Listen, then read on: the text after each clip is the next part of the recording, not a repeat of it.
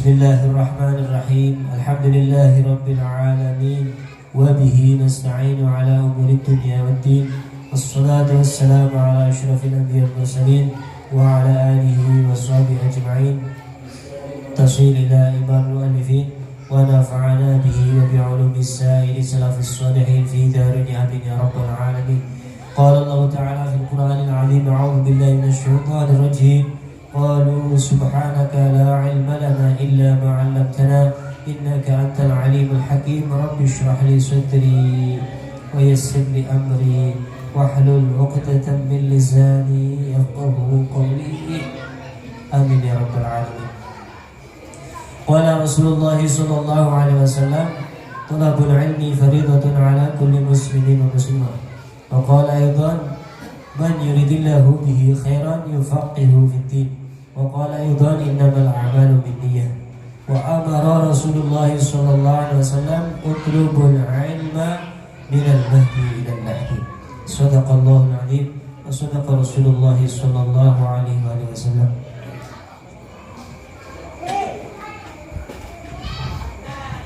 Bismillahirrahmanirrahim.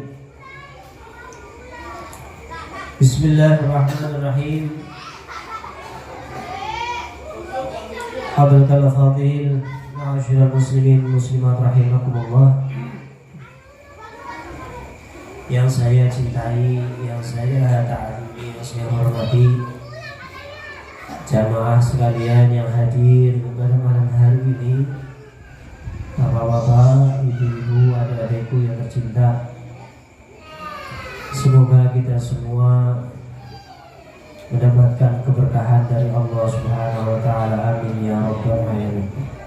Ini sound system di belakang ada orang lagi. Ada. Kok nggak kelihatan apa manusia jin itu? Bang Yan, ini coba height-nya dikecilin. Dimenangkan ke ininya, ke apa namanya? Ke triple. Low-nya dikecilin, height-nya yang digedein. Low-nya dikecilin ya, biar gak dengung. Halo? Udah? Bismillahirrahmanirrahim. Bismillahirrahmanirrahim. Yang saya cintai semuanya yang mengatasnamakan Allah sebagai Tuhannya dan mengatasnamakan Kanjeng Nabi Muhammad sebagai nabinya, tidak terkecuali. Semua saya cintai, saya hormati. Pada malam hari ini kita mesti bersyukur kepada Allah Subhanahu wa taala. Alhamdulillah, sampai detik ini kita masih diberikan ketetapan iman dan Islam. Itu adalah nikmat yang paling mesti kita syukuri. Nikmat yang paling besar adalah nikmat kita diberikan ketetapan iman dan Islam. Alhamdulillah, kita bersyukur. Wabil khusus setelah kita menjadi muslim, secara khusus malam hari ini atas pertolongan Allah kita ditakdir oleh Allah menjadi muslim yang dipilih oleh Allah untuk hadir di majelis ilmu. Kehadiran kita di majelis ilmu ini adalah sebuah bukti.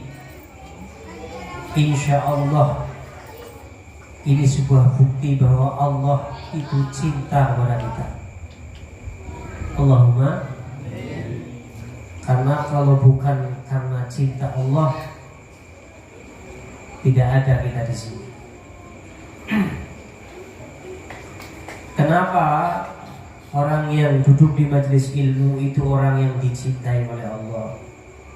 Sebab Nabi Muhammad SAW sudah sangat jelas memberikan itu petunjuk kepada kita melalui hadisnya, inna likulli syai'in tariqan wa tariqul jannati bil ilmi. Segala sesuatu akan sampai menuju sebuah tujuan itu pasti menempuh sebuah jalan. Wa tariqul jannati bil ilmi, dan tidak ada jalan menuju surga kecuali hanya ada satu-satunya jalan, yaitu duduk di majelis ilmu. Jadi secara tidak langsung kita ini sedang menapaki kaki kita di dalam thariqatul jannah, jalan menuju surga. Kita berdoa, berharap kepada Allah semoga kita diberikan istiqomah. Istiqomah menuntut ilmu itu paling berat, berat. Karena yang goda orang mau ngaji itu kalau ibarat kayak orang itu prajurit itu goda orang ibadah. Tapi kalau orang yang mau ngaji itu yang goda itu komandannya setan. Jadi kalau orang yang ibadah itu komandannya setan. Umpamanya ada komandan setan nyuruh, prajurit itu orang yang ibadah godain. Di prajurit ibaratnya yang kelas ringan, yang sholat ke masjid, yang baca Quran, yang rajin puasa sunnah, yang rajin ibadah, itu yang godain itu prajurit setan. Tapi kalau sudah ada orang kok niat mau ngaji, maka ini yang langsung bertindak itu komandannya. Jadi kenapa setan itu punya misi sebisa mungkin orang yang mau berangkat ngaji itu gagal, nggak jadi ngaji. Kenapa? Setan tahu ini repot ini kalau ngaji, repot ini, bahaya nih kalau ngaji kemudian dapat ilmu, akhirnya dengan ilmu dapat petunjuk, akhirnya dengan petunjuk itu ibadahnya jadi benar, nggak repot ini. Kalau orang sholat dibiarin, kalau udah kerocok aja yang suruh godain. Bahkan ada yang justru orang yang sholat itu rajin sholat, rajin ibadah, nggak digoda setan. Rajin ke masjid, sholat berjamaah, nggak digoda setan, dibiarin sama setan. Biarin aja, biarin, los aja los. Bahkan justru kalah sama setan orang yang rajin jamaah ke masjid, orang rajin ibadah, orang rajin sedekah, rajin puasa sunnah. Bahkan didukung oleh setan. Jangan aneh ya. Ini khusus nerangin apa sih? Masa orang ibadah kok malah didukung setan? Ilmu macam apa ini? Ilmu sesat ya? Enggak dulu. Aneh enggak sebelumnya saya lanjutkan? Kan mestinya kan orang yang ibadah digoda setan ya. Ini orang ibadah kok didukung setan, ini ceritanya gimana ini? Didukung oleh setan. Subuh-subuh tidur keadaan lelap, dibangun setan itu jamaah. Tapi kita bikin perjanjian ya. Lo tak gendong, saya tahu lo tak gendong ini jamaah. Tapi kita bikin perjanjian. Yang penting kamu jangan ngaji. Yang penting kamu jangan ngaji. Akhirnya banyak sekali orang yang rajin beribadah nggak mau ngaji.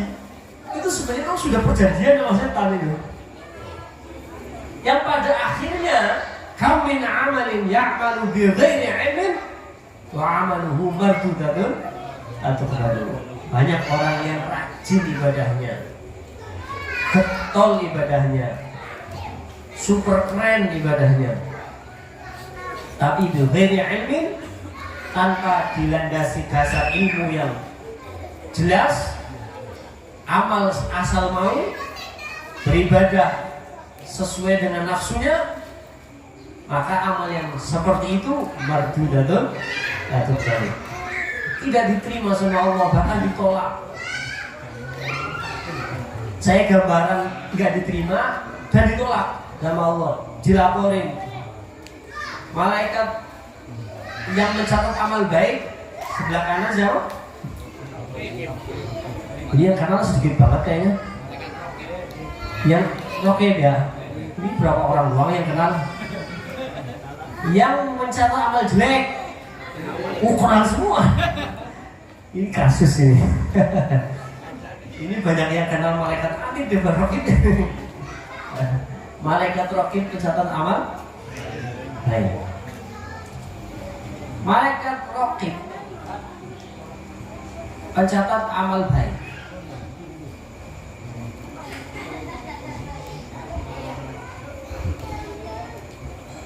Tadi sampai mana saya mulai topik ini? Sebelumnya sama sebelumnya. Ah? Sampai mana ini? Kajian.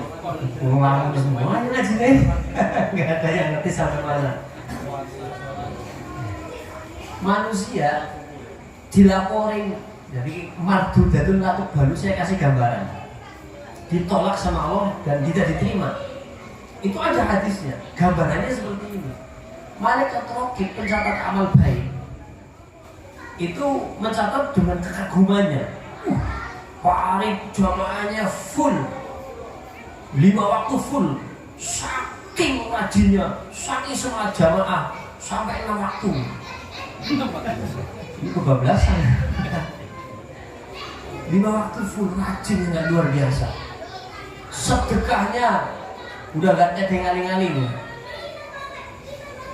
Jumat berkah, di pinggir jalan masih orang-orang. Buat maulid, buat rajaban. Ini malam ini sekaligus rajaban ini. Sekaligus rajaban. Rajin banget. Mencatat dengan begitu kagumnya. Kemudian dicatat, dilaporkan kepada Allah. Ya Allah, ini Pak Arif ibadahnya luar biasa. Enggak, ini cuma gambaran saja. Aslinya memang nggak begitu. Ini cuma contoh. Aslinya nggak begitu ya. Saya bohong tadi berarti ya. Laporinnya Allah, ini ada seorang hambamu yang begitu luar biasanya ibadahnya. Dilaporin sama Allah, dilihat. Coba saya cek. Apaan ibadah begini? Nah, saya nggak terima.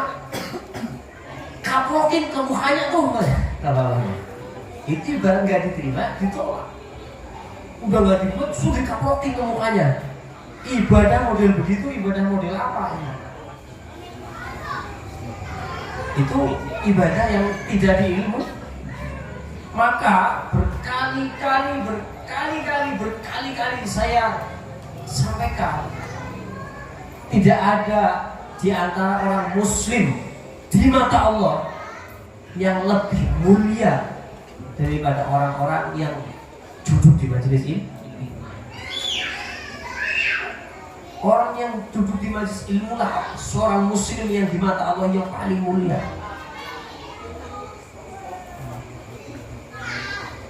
Kadang-kadang kita itu salah persepsi di dalam memahami konsep agama. Di dalam Al-Quran banyak sekali perintah-perintah Allah tentang bagaimana kita dianjurkan menjalankan ibadah. Iya.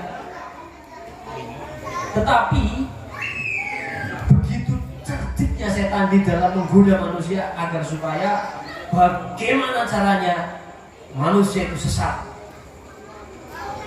Ketika orang mempelajari tentang anjuran untuk ibadah, setan tidak menghalang-halanginya. Bahkan setan ikut mengajari, benar.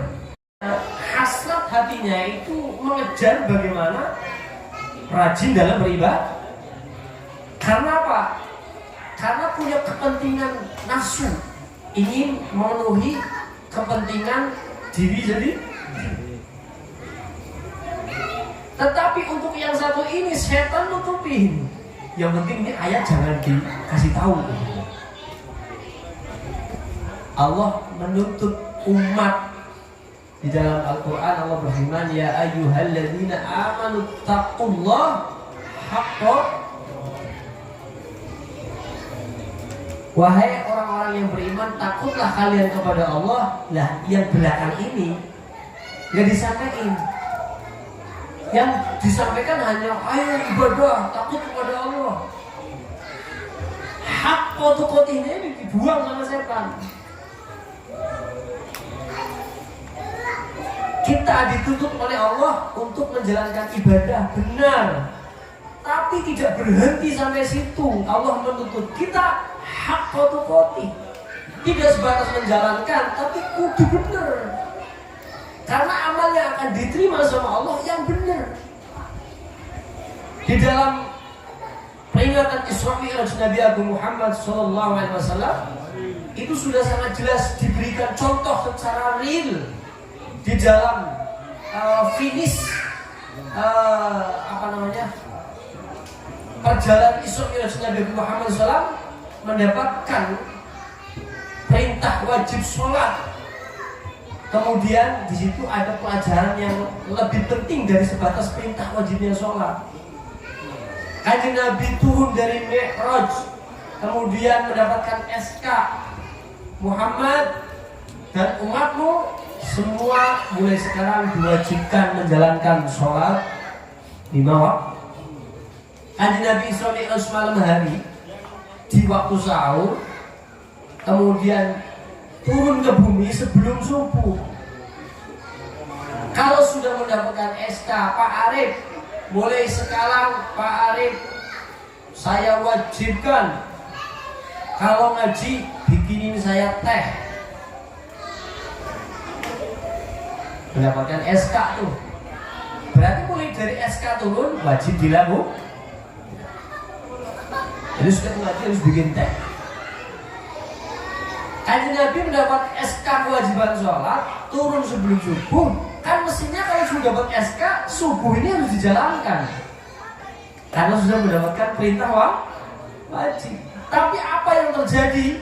Yang terjadi Kanjeng Nabi walam tajid subhu dzalikal yaum li'adamil ilmi bi kaifiyatiha. Nah ini yang perlu kita garis bawahi yang tebal. Orang hanya memprioritaskan tuntutan kita menjalankan sholat, tetapi dalam pelajaran ini kita tidak bisa memahami. Dan orang cuma rajin sholat, tapi dalam hal ini justru yang lebih penting dari sebatas tuntutan wajib sholatnya nggak dipahami. Kanjeng Nabi turun SK sebelum subuh Kanjeng Nabi belum menjalankan sholat. Kenapa? Sebabnya sebab Allah belum memberikan ajaran, belum memberikan ilmu, belum memberikan tata cara bagaimana menjalankan sholat. Artinya apa? Artinya mau beribadah sampai jidatnya hitam, mau sampai lututnya somplak. Apa sih itu? Ada yang tahu kan? Sampai mana tadi? Somplak. Ini somplaknya agak sedikit sentimen namanya somplak. Somplak ya.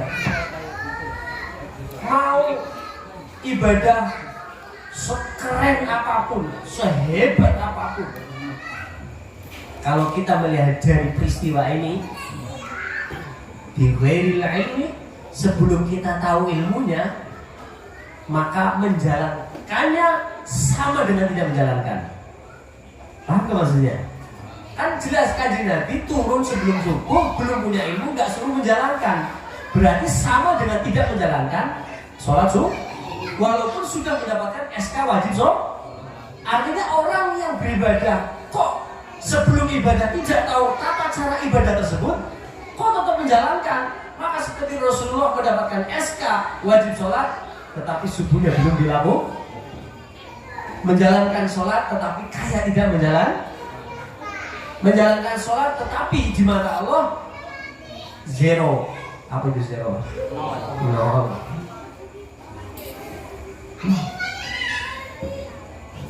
Jadi peringatan Isra Mi'raj sebenarnya paling inti itu sebenarnya. Nah, tentang masalah, kalau bicara masalah ibadah ya, kalau bicara masalah akidah ada dua inti dalam peringatan Isra Mi'raj, yaitu makna Isra Mi'raj itu sedang memberikan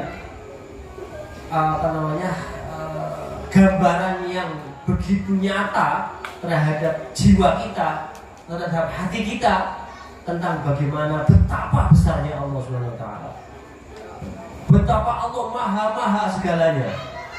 Kalau kita benar-benar jeli di dalam memahami makna Isra Mi'raj, maka kita akan menyadari bahwa di dalam perjalanan Isra Mi'raj Nabi Agung Muhammad sallallahu alaihi wasallam itu terkandung hikmah, terkandung makna, bahwa di situ ada makna betapa agungnya Allah Subhanahu wa taala. Kita semua tahu lah perjalanan Isra Mi'raj kan kemarin juga sudah saya ceritain ya. Di situ kan banyak juga sebagainya hadir di sana ya. Perjalanan Isra Mi'raj itu perjalanan yang di luar akal nalar manusia. Karena apa? Itu perjalanan Rasulullah menembus masa depan, sesuatu yang belum terjadi. Kalau kita kan nggak mungkin mampu nggak kita? Enggak. Ada yang mampu cuma di film. Film pernah nggak lorong waktu itu ya? Yang menembus masa depan itu sebenarnya mengambil dari Al-Quran Isra Mi'raj itu. Itu cuma kita disalahgunakan. Jadi begitu agungnya maha besar Allah SWT atas segala kemampuannya yang tidak bisa diukur dengan kemampuan akal manusia untuk membatasi kemampuannya Allah SWT. Sehebat apapun kecerdasan manusia, setinggi apapun ilmu manusia, sehebat apapun teknologi, maka tidak mungkin akan sanggup untuk bisa sampai menjangkau batas kemampuan Allah Subhanahu wa taala. Allah Maha Kuasa yang tidak terbatas. Satu, kalau bicara akidah ini. Maka di dalam surat Al-Isra sebagai dalil Isra Mi'raj itu Allah mengawali dengan kalimat Subhanallah, Maha Suci Allah. Artinya menunjukkan Maha Sucinya Allah, Maha Besarnya Allah. Maha Suci dari apa? Maha Suci dari ketidakmungkinan Allah itu memiliki persamaan dengan makhluknya.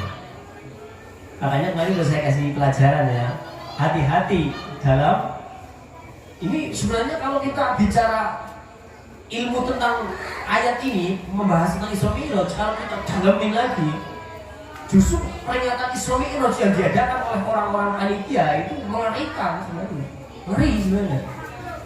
Kalau tidak bisa membatasi orang-orang dengan keilmuan yang matang, itu bisa menjadikan justru orang dengan peringatan Isra Mi'raj malah justru jadi akidahnya rusak. Ngeri nggak ya? Kenapa? Sebab di perjalanan Isra Mi'raj itu perjalanan yang banyak sekali Allah menunjukkan kebesaran Allah.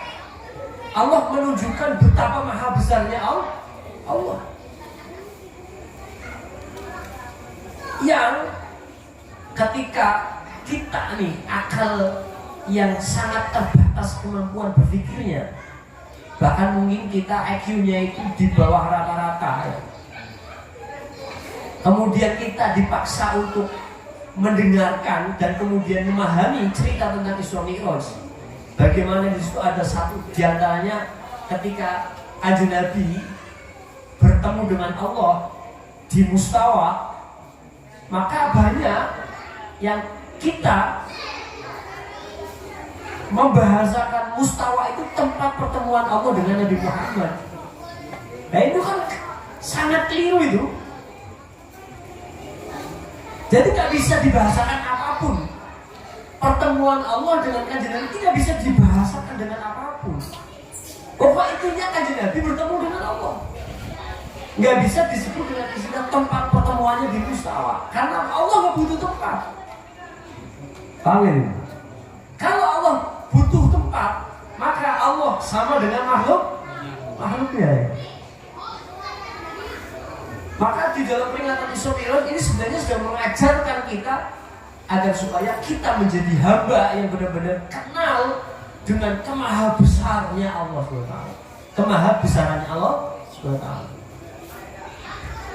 Begitu besarnya Allah, begitu maha kuasanya Allah SWT. Belum kalau kita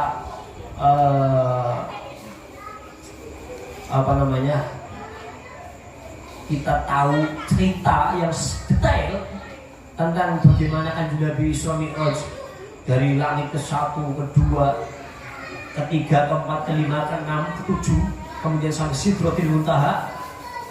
Di situ kemudian ketika sampai di Sidratil Muntaha, Kanjeng Nabi diperlihatkan bagaimana ayat-ayat Allah, maha besarnya Allah menciptakan sebuah makhluk yang begitu luar biasa di Sidratil Muntaha, sampai Kanjeng Nabi tidak sanggup untuk menciptakan bagaimana keindahannya di situ.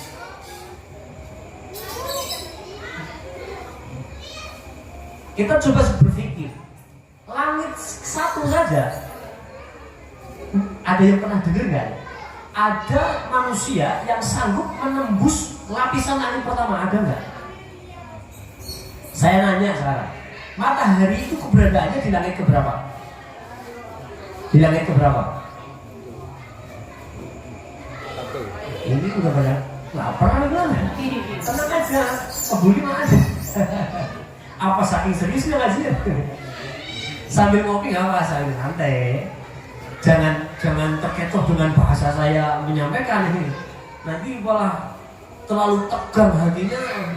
Ntar makan kebulinya nggak enak lah. Sama mana tadi? Matahari.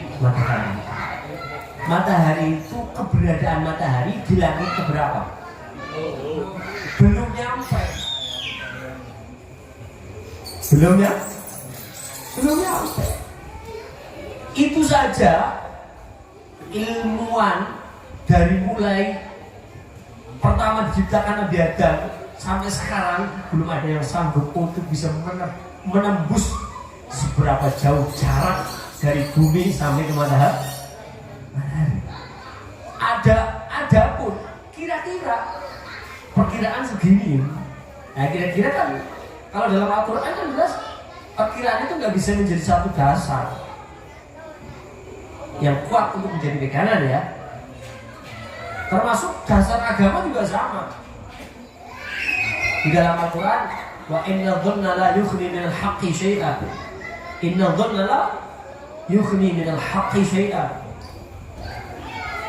Kira-kira itu tidak akan bisa untuk bisa menembus kebenaran yang hakiki. Tidak bakal bisa. Kita muslim, tetapi kita di dalam menjalankan agama kita hanya sebatas dengan kira-kira sholat, kira-kira wudhu, kira-kira, terus apa lagi? Haji, kira-kira. Kan kita ratanya kira-kira ya, ngerti enggak ilmunya? Ya enggak? Wudhu ya kira-kira beginilah. Itulah yughni minal haqqi syai'a. Sampai kapanpun kalau kita masih menggunakan prinsip kira-kira di dalam menjalankan agama, maka sampai kiamat kita tidak akan bisa merasakan hakikinya beribadah. Maka kenapa saya kemanapun saya mati-matian ngajak umat Islam, ayo pada ngaji, ayo pada ngaji, ayo pada ngaji, agar supaya kita bisa mendapatkan kebahagiaan dunia akhirat. Di dalam ini belum sampai tadi matahari ya. Langit pertama saja manusia sudah akalnya udah mentok akalnya manusia untuk meneliti tentang langit pertama saja mentok ya, nggak sanggup, sudah menembus langit pertama itu mentok, apalagi langit kedua, ketiga, keempat, kelima, keenam, ketujuh, sampai Sidratil Muntaha. Kanjeng Nabi di langit pertama membawa bersama dengan malaikat Jibril. Kalau melihat dari dasar hadis, langit itu ternyata punya pintu dan ada yang menjaga, itu malaikat. Malaikat Jibril dengan Kanjeng Nabi Mi'raj, kemudian sampai di langit pertama, ketok-ketok pintu. Kemudian malaikat penjaga langit pertama bertanya, siapa? Jibril. Siapa yang bersamamu? Muhammad. Apakah Muhammad diutus? Ya. Kemudian malaikat penjaga langit, aku tidak diizinkan oleh Allah untuk siapapun boleh masuk ke pintu langit pertama kecuali hanya untuk beliau. Ini cerita ini sebenarnya kalau bicara tentang pertama akidah tentang bagaimana kebesaran Allah, di samping juga menceritakan tentang bagaimana kemuliaan Nabi Muhammad, ketinggian derajat Nabi Muhammad. Jadi Nabi Muhammad itu manusia yang paling super power. Jadi kan mungkin sering lihat di YouTube ya tentang tentang ilmuwan orang yang ahli ilmu ketika menerangkan tentang apa teknologi begini, wah luar biasa. Itu tidak ada apa-apanya dengan Nabi Muhammad. Ilmuwan mentok di langit pertama nggak sanggup untuk menembus ke sana. Kanjeng Nabi langit pertama lolos, bisa mah? Langit kedua, ketiga, kelima sampai ketujuh, bahkan sampai Sidratil Muntaha. Di situ, kemudian di Sidratil Muntaha, Kanjeng Nabi melihat penciptaan surga. Kanjeng Nabi melihat surga dan kenikmatan-kenikmatannya. Yang Kanjeng Nabi saja setelah melihat surga itu la ainun ra'at wala udhunun sami'at wala khatara fi qalbi bashar. Itu Rasulullah melihat surga, tapi Rasulullah pun tidak sanggup, la ainun ra'at, tidak sanggup untuk bisa menceritakan tentang bagaimana surga dengan sebatas kemampuan mata melihat. Jadi nggak sanggup, percuma diceritakan pun percuma. Wala udhunun sami'at, dan telinga pun tidak akan bisa untuk bisa menerka-nerka bagaimana keindahan surga. Hati tidak sanggup untuk tersirat 1% pun membayangkan bagaimana keindahan surga. Sering saya cerita, ini hanya sebatas bukan hakiki. Ini cerita yang disampaikan Rasulullah tapi bukan hakiki. Jadi kenyataan yang ada itu di luar nalar. Di surga itu ada bidadari yang konon berita dari Kanjeng Nabi itu cantiknya luar biasa. Cantiknya luar biasa. Di dalam ada ibu-ibunya. Cantik-cantik. Cantik-cantik. Di antara yang cantik-cantik, ada yang paling cantik gak? Ada. Siapa? Siapa yang paling cantik? Hah? Istri saya. Nah, cocok ya. Maksud istri kita masing-masing maksudnya. Memang harus begitu, suami itu harus menyatakan terhadap semua orang, harus menancapkan keyakinan dengan sekuat-kuatnya di dalam hati bahwa harus pede menyatakan bahwa istri salah yang paling cantik. Surga itu ada bidadari yang diceritakan bidadari itu matanya belalak-belalak. Belalak kan bisa Jawa ya. Paling penting nggak belak-belak. Hah? Belum. Ya, matanya gede. Terus apa? Terus bulu rambutnya itu Naga sepisan. panjang. Terus jangan dibayangin, lo nggak bisa dibayangin. Kita besok pada masuk surga aja. Allahumma. Gak usah bayangin, jangan dibayangin, jangan. Nah kalau bayangin saya yakin. Kalau jenengan saya ceritain bidadari kok jenengan bayangnya bukan bayangin bidadari, bayangin artis. Ya enggak? Pak Mas Bu iya tuh. Bidadari itu artis yang dibayangin bukan bidadari.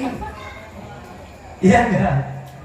Karena pada kenyataannya sering lihat masalahnya. Tinggal jujur apa enggak? Iya enggak? Kurang kompak loh, iya enggak? Sampai mana tadi? Ini surga, Masya Allah ya. Kanjeng Nabi itu sudah menembus sampai ke surga.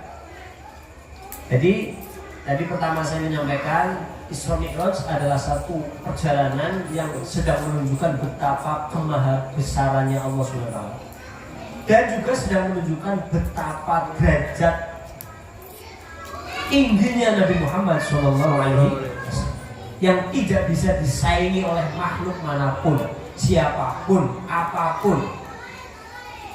Maka berkali-kali saya sampaikan, jangan pernah tersirat sedikit pun atau mempercayai 1% pun kita meyakini dengan pemikiran kita sendiri, atau kita mendengar kemudian mempercayai 1% pun jangan pernah sampai kita berpikir atau meyakini atas sebab kita mendengar dari orang lain. Kok Kanjeng Nabi ada di antara makhluk selain Nabi yang lebih mulia dari beliau? Jangan sampai itu. Paham ya? Jangan sampai. Karena banyak sudah cerita-cerita, banyak cerita-cerita di Al-Quran atau di Al-Quran. Di Al-Quran itu ayat yang masyhur tentang cerita seorang nabi yang paling ganteng siapa? Nabi siapa? Ada namanya Yusuf. Enggak, kalau di Quran ada. Di Quran itu yang masyhur, Allah menceritakan tentang nabi yang paling ganteng itu Nabi Yusuf. Sampai bidadari Mesir ketika melihat Nabi Yusuf megang pisau sama megang buah, Nabi Yusuf lewat, itu yang diiris-iris bukan buahnya tapi tangannya. Saking terhipnotis dengan gantengnya Nabi Yusuf, sampai mereka mengatakan bagaimana ayatnya itu? Apa itu Pak? Maksudnya gimana itu makanan keluar? Suruh berhenti saya gimana? Sama nanti sama Nabi Yusuf. Nabi Yusuf itu memang nabi yang begitu luar biasa, diceritakan di dalam Al-Quran gantengnya. Tapi kita harus mesti tahu dan wajib hukumnya tahu. Jangan sampai sebatas itu di dalam Al-Quran dalil yang jelas menceritakan tentang ganteng Nabi Yusuf, tetapi tidak tahu yang lebih penting dari itu. Apa? Kalau bicara ganteng, maka Kanjeng Nabi Muhammad Sallallahu Alaihi Wasallam itu lebih ganteng daripada Nabi Yusuf. Kanjeng Nabi Muhammad itu lebih ganteng daripada Nabi Yusuf. Nah ini saya contohkan begini. Tapi memang lihat Kanjeng Nabi mengakui ketika Kanjeng Nabi Mi'raj itu bertemu Nabi Yusuf itu di langit keberapa? Dan langit berapa dan? Ada yang ngerti enggak? Kalau ada yang ngerti, nanti Pak Arif mau ngeluarin kertas merah. Ini udah bawa kertas Tebel banget tuh. Kenapa? Isinya duit cuma segepok gitu. Ada yang ngerti nggak? Nabi Yusuf bertemu Nabi Muhammad di langit keberapa? Terus yang lain ada yang 2, ada yang 4, ada yang 3, 5.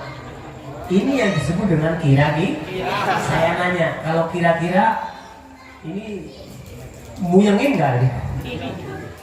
Kira-kira tuh begitu kira-kira.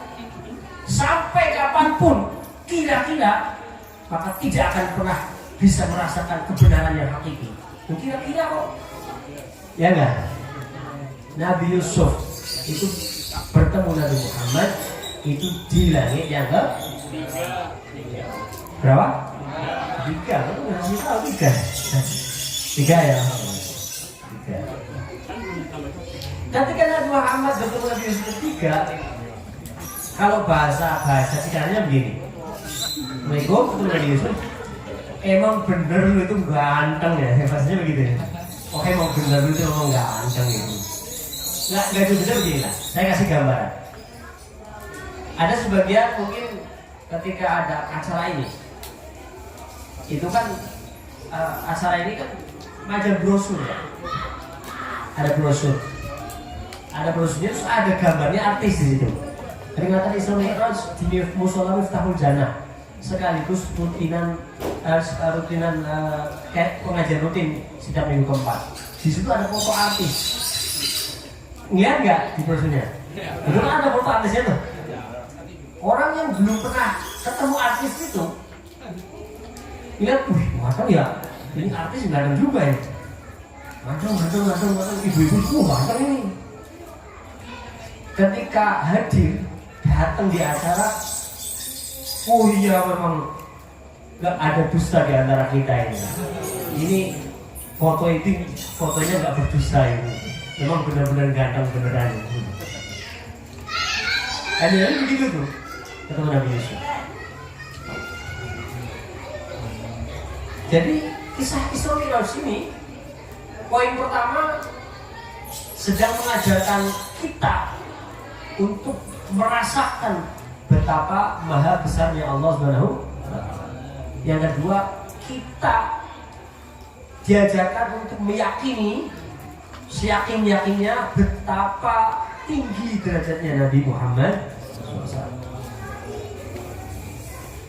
Kemudian yang ketiga, perjalanan Isra Mi'raj adalah satu perjalanan yang sebenarnya itu gambaran perjalanan manusia hidup mulai dari lahir sampai mati. Kira-kira nih kalau saya nggak terangin, bisa nggak jenengan bisa menembus sendiri akalnya?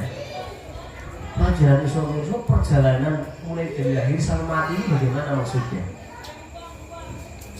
Sanggup nggak? Kalau nggak sanggup, makan kebuli dulu biar encer ya. Enggak perlu saya terangin. Kalau saya terangin, puas sampai pagi.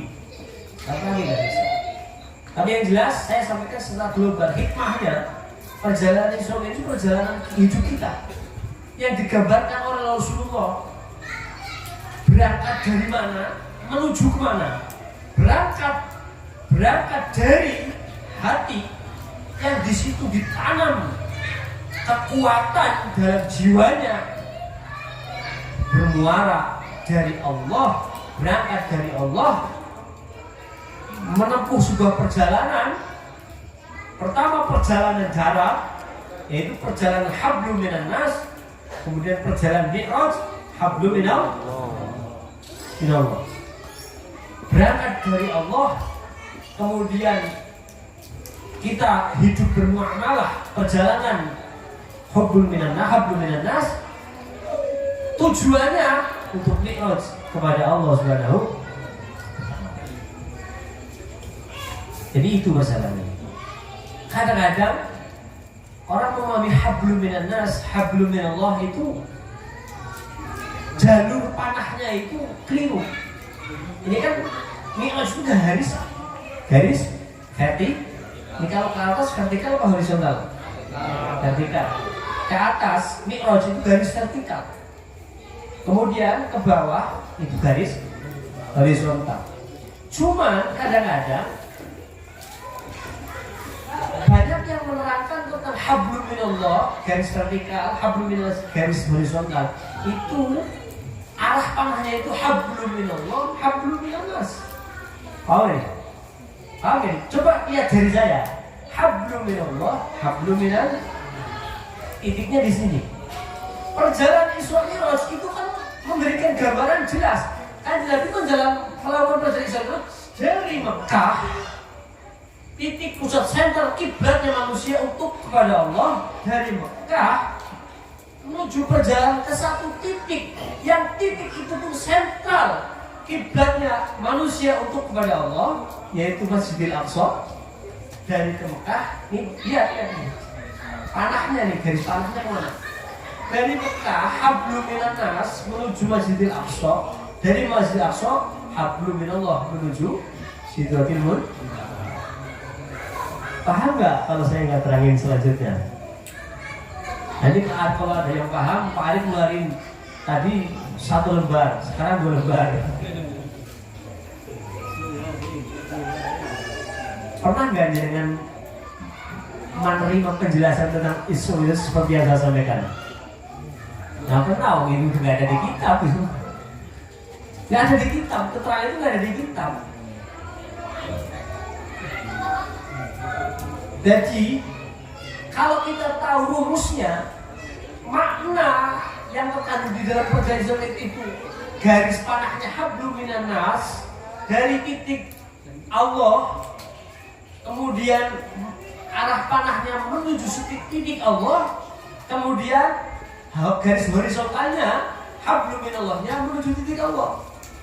Maka itulah yang Allah tuntutkan terhadap manusia dan jin, yang di dalam Al-Quran Allah sebutkan di dalam ayatnya, wa ma khalaqtul jinna wal insa illa liya'budun. Pada hakikatnya manusia dan jin diciptakan itu hanya untuk Pak Arif lahir brojol, wek. Dari mulai lahir bayi, yaitu dari mulai situlah manusia itu dituntut oleh Allah untuk beribadah dan tidak untuk yang lain. Jadi Pak Arif kerja di PT itu nggak ada urusannya dengan Allah. Paham ya? Allah nggak nyuruh kerja di PT. Kalau nggak kerja di PT ntar mati, ntar udah makan. Nah disinilah kelemahan iman kita. Kerja di PT kan hanya sebatas wasilah. Takdir Allah atas kita kerja di PT, wasilah kerja kita di PT, Allah memberikan rezeki. Nah kita harus paham akidah ini akidah, harus paham. Kalau nggak paham nanti kita musyrik. Paham ya? Nah musyrik nggak sebatas musyrik menyembah berhala, menyembah kuburan. Karena al-musyrik yang hakikatul musyrik, asyirku huwa i'tiqadu bi'anna Allah syarikan fin naf'i wa dhurri. Itu syirik yang sebenarnya. Keyakinan di dalam hati, bukan secara zahir. Paham? Musyrik itu di hati. Apa? Meyakini bahwa ada selain Allah yang bisa memberikan manfaat dan bisa memberikan madarat. Itu musyrik. Pak itu jadi PT, saya kalau nggak kerja di PT, nggak makan saya. Berarti Pak Arif meyakini bahwa ada selain Allah yang bisa memberikan rezeki kepada Pak Arif, yang bisa memberikan manfaat terhadap Pak Arif. PT, anggapannya Pak Arif ya PT yang memberikan rezeki, PT yang mencukupi Pak Arif. Ya itu asyirku syirik gitu. Sih, ini saya dagang hari ini nggak laku ya. Ini gara-gara Ustadz Ilham ini tadi. Ustadz Ilham datang ke rumah jadi saya telat berangkat dagang, jadi nggak laku ini. Bukannya kesiangan, syirik itu. Serem banget ya. Ya itu nggak terus, kita nggak bisa sholat. Ini masih masuk. Itu kapan-kapan ada berani, Masya Allah ya. Ngeri lah kalau bicara syirik mah memang harus berhadapan dengan saya. Jadi jangan kalau ada orang wah syirik, ziarah syirik, nggak usah ditanggepin. Suruh ke rumah saya ngopi. Suruh ke rumah saya ngopi. Di dalam peringatan Isra Mi'raj, di dalam peristiwa Isra Mi'raj, Kanjeng Nabi menunjukkan secara real bahwa Kanjeng Nabi di setiap melewati satu perjalanan menemukan sebuah tempat di mana tempat itu tempat yang baik, Kanjeng Nabi berhenti sholat 2 rakaat. Kanjeng Nabi Isra melewati Madinah, itu Kanjeng Nabi turun sholat 2. Kemudian Kanjeng Nabi ketemu Bukit Tursina, bukit di mana Kanjeng Nabi Musa mendapatkan wahyu dan diutus jadi Rasul. Kanjeng Nabi turun sholat 2 rakaat. Kemudian Kanjeng Nabi di Bethlehem sholat, di Saudara Musa sholat. Apa hikmahnya? Hikmahnya itu di dalam perjalanan hidup kita itu punya ketergantungan dengan orang-orang yang memiliki hubungan dengan Allah. Paham ya? Ayo sombong mas, sholat, wah saya sholat sendiri, saya sholat. Yang penting kita rajin sholat, rajin sedekah, masuk surga. Surga ninimu, bahasa Jawa itu. Surga kakekmu apa enak begitu kalau sholat. Masuk surga kok seenak itu. Gak seenak itu, gak segampang itu masuk surga. Kanjeng Nabi yang memberikan pelajaran secara real bahwa kita itu butuh punya ketergantungan dengan orang-orang yang punya hubungan dekat dengan Allah. Kanjeng Nabi menapak tilas, bahasa kitanya menapak tilas, tapak tilasnya Nabi Musa. Kanjeng Nabi turun ngalah menunjukkan pelajaran terhadap umat yang sebenarnya pada hakikatnya keberkahan yang paling besar yaitu adalah keberkahannya Nabi Muhammad SAW. Maka ada 2 pelajaran yang kita dapat dari peristiwa ini. Pertama, Kanjeng Nabi sedang memberikan pelajaran terhadap kita. Kita itu butuh punya ketergantungan dengan orang-orang yang punya hubungan baik dengan Allah. Ojo sombong, aja sok pinter, sok rajin ibadah, semua sok paling surgawi. Justru yang seperti ini kata Allah, fariqon hada wa fariqon haqqa alaihimud dhalalah. Ada 2 kelompok manusia itu dijadikan 2 kelompok oleh Allah. Fariqon hada, pertama kelompok yang mendapatkan hidayah, yang kedua kelompok yang pasti sesat kata Allah. Inilah yang hakikatnya sesat. Siapa? Orang-orang yang merasa benar dengan amal ibadah. Ngeri enggak? Makanya ngaji biar ngerti, jangan sudah merasa paling hebat ibadahnya. Jangan sampai.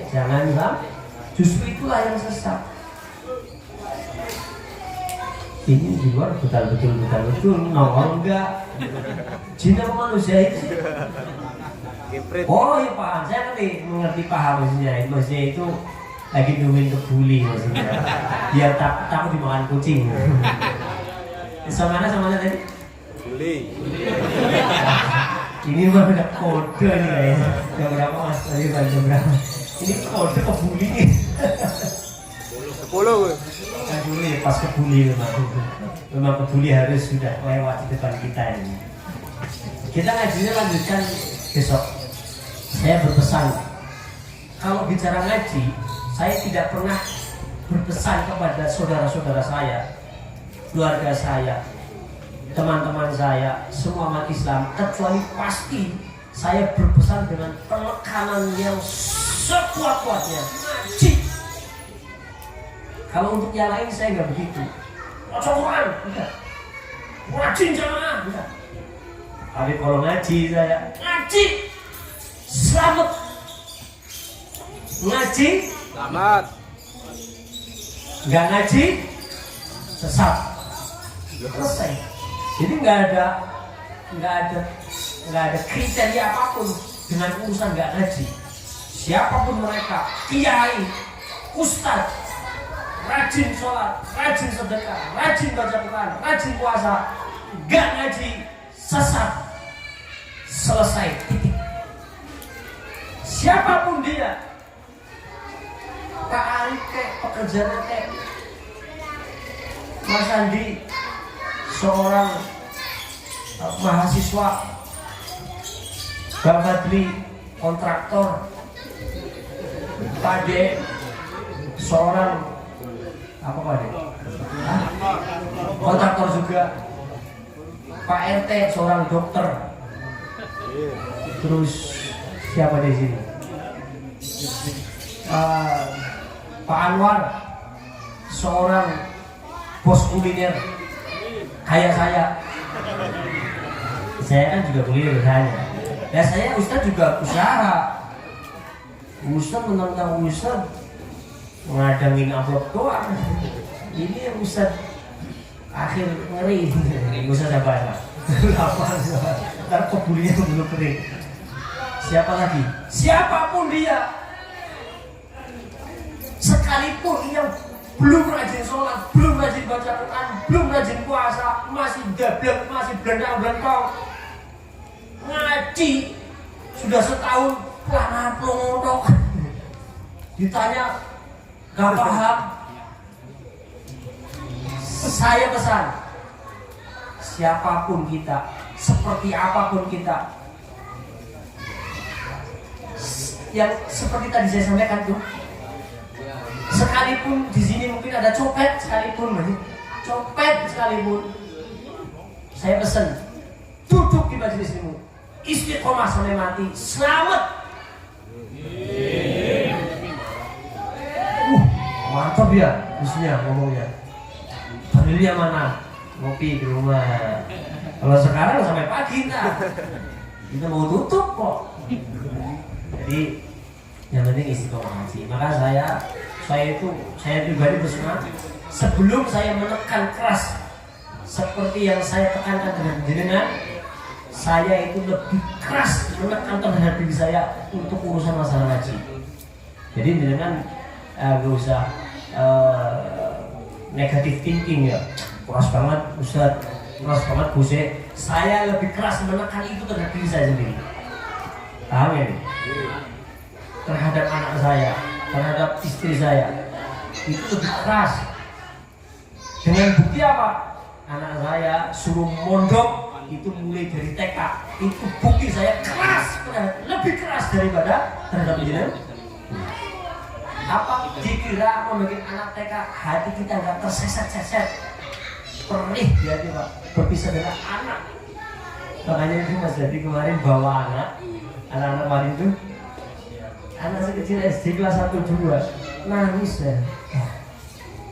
Anak saya sama soalnya kelas 1 SD nangis, saya teringat anak saya peluk saya itu, saya rasa kasihnya anak saya.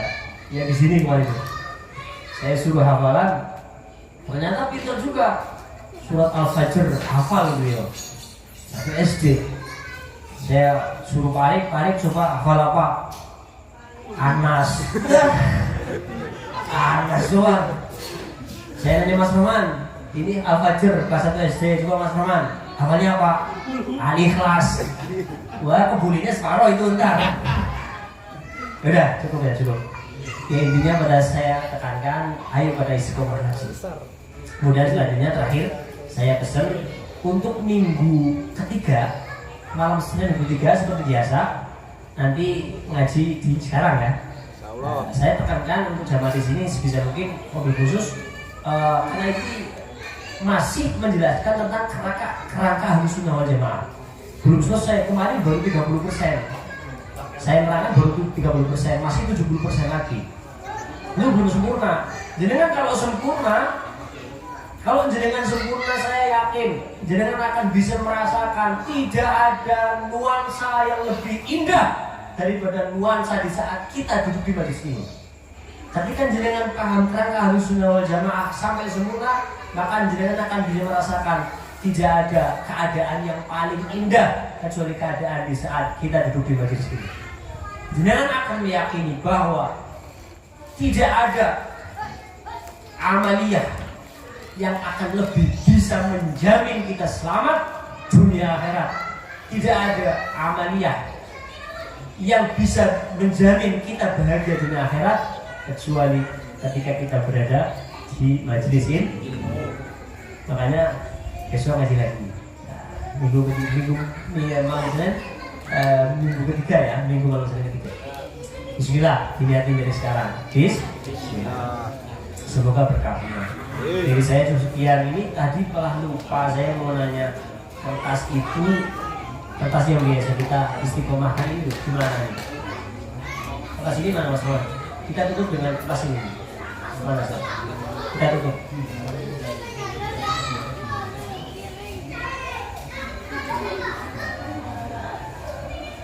Pano, bulinya udah kering belum Pano? Kalau kering saya bawa pulang aja. Gak enak nggak makan. Hah? Saya jemur ya. Jadi keron. Hah? Oh ya siap. Ya. Nah kita tutup. Kita tutup.